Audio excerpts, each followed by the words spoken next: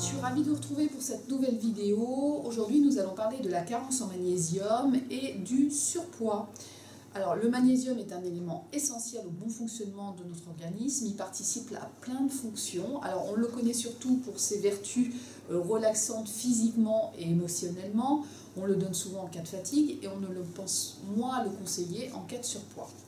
Sachez que le magnésium va permettre de fabriquer au niveau cérébral la dopamine et la sérotonine qui vont être importantes dans les prises en charge de l'amincissement.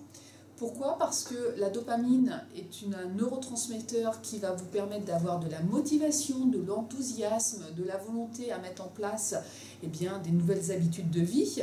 La sérotonine est un neurotransmetteur qui, elle, vous permet la zen attitude, de savoir prendre du recul, de rester posé, quelle que soit l'agitation autour de vous, mais vous évite aussi les grignotages intempestifs de fin de journée.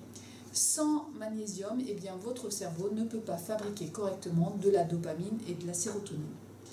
Autre chose qu'on connaît moins aussi du magnésium, c'est que le magnésium participe à la transformation de nos aliments en énergie. Donc nous avons des petites chaudières qui s'appellent les mitochondries qui vont avoir cette spécificité de brûler notre alimentation pour fournir de l'ATP, l'énergie, pour nous faire fonctionner au quotidien. Sans magnésium, les aliments sont mal transformés en énergie et du coup les aliments auraient tendance à être plus facilement stockés au niveau du tissu adipeux.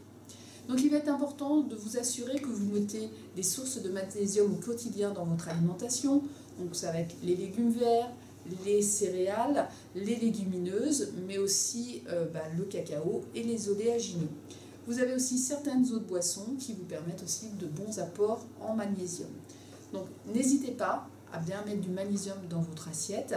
Et si cela ne suffit pas, parce que vous êtes quelqu'un qui est vulnérable au stress, qui vivait dans un environnement des fois difficile, à vous faire des cures de magnésium marin à raison de 2 à 3 fois dans l'année.